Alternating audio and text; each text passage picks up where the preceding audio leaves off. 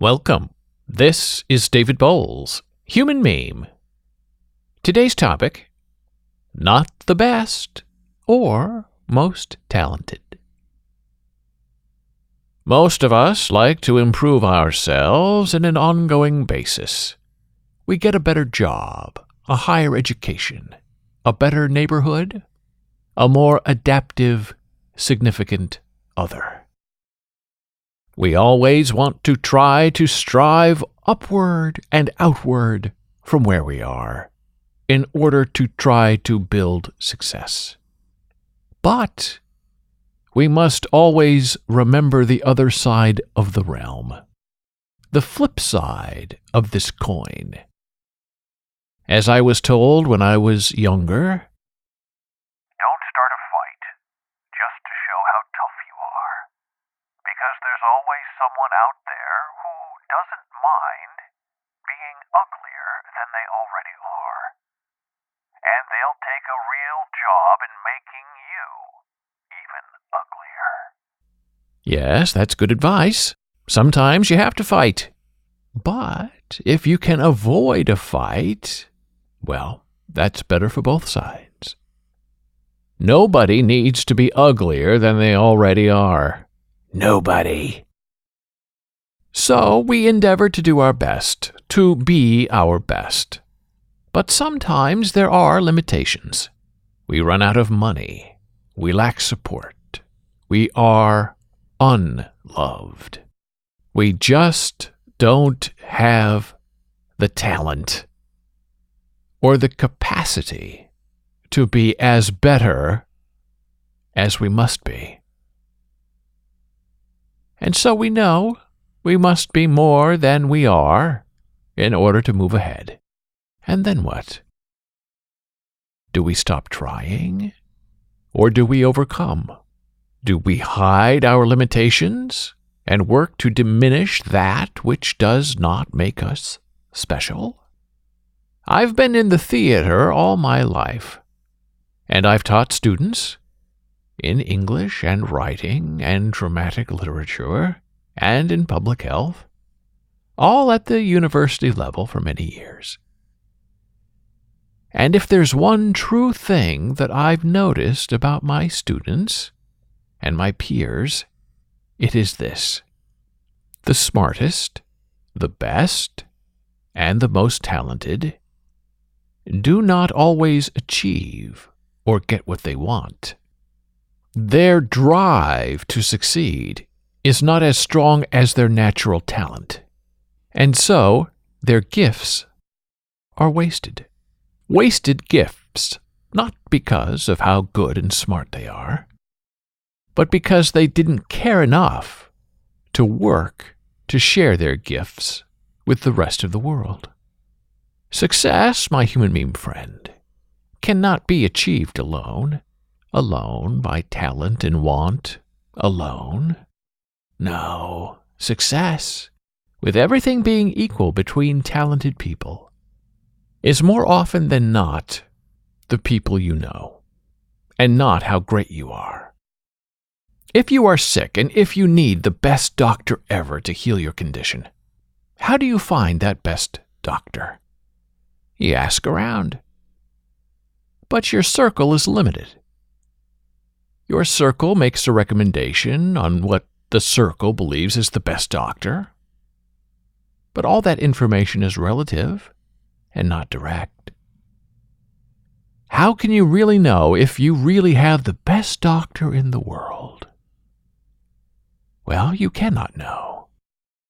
You are limited by your experience and by the circles of others you trust. There is no right answer. There is no single best doctor of the world in anything. And if there were, well, that doctor probably wouldn't be available or accessible by you. There are only the rising best, confined to one singular arc of circle knowing. So success is all about access, not how brilliant or talented you are. And you already know this. We see untalented, terrible people all around us who happen to be connected and who just happen to be more successful than we are. Well, those fake successor stories marry into power, or they are born with a trust fund. Their family runs the business, and they have success bestowed upon them, even though they are unsuccessful as a moral human being. So yes, equal money equals power. Power and money are all too often the decision makers and not the talent deciders. But you as the honest and verifiable disconnected, can still overcome those who place themselves before you by birth order and never talent. Yes, you overcome by using the willing use of your talent and your own genius. Yes, you can compete with the less talented but the more connected.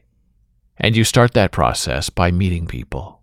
And you're not meeting new people to use them, but to offer yourself. Offer yourself to them for their benefit. You are offering to them what they do not have on their own, and what they may not realize they need. And yes, they need you, your talent, your ideas, your genius. Sure, you're ripe for hire.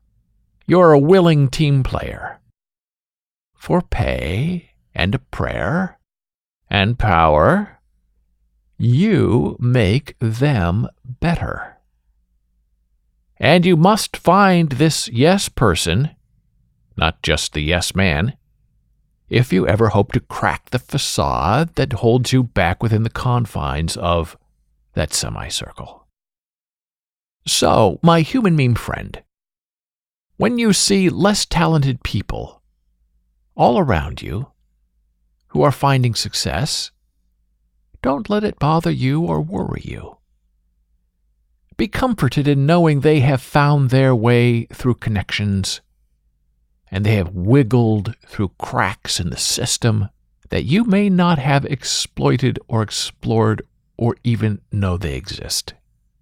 And you may not want to play their game.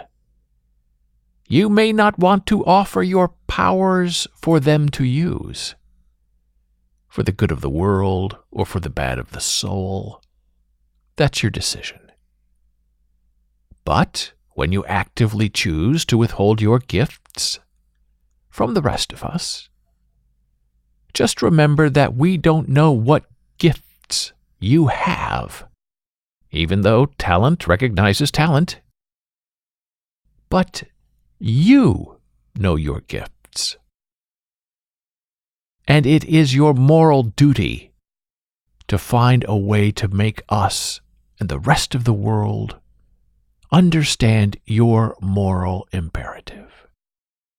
You have to make us know, make us feel, and make us see your personal imperative and talent and genius.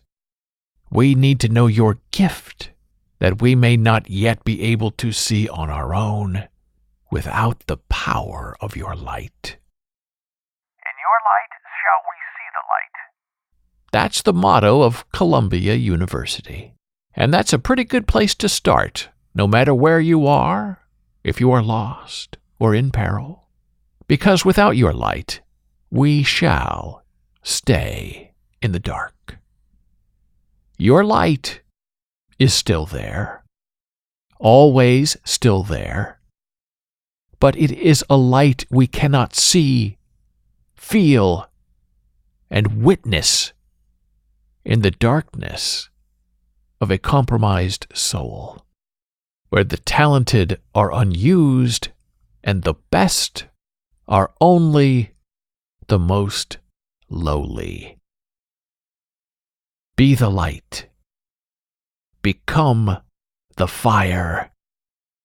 Show us your world. Thank you for listening. Be a human meme.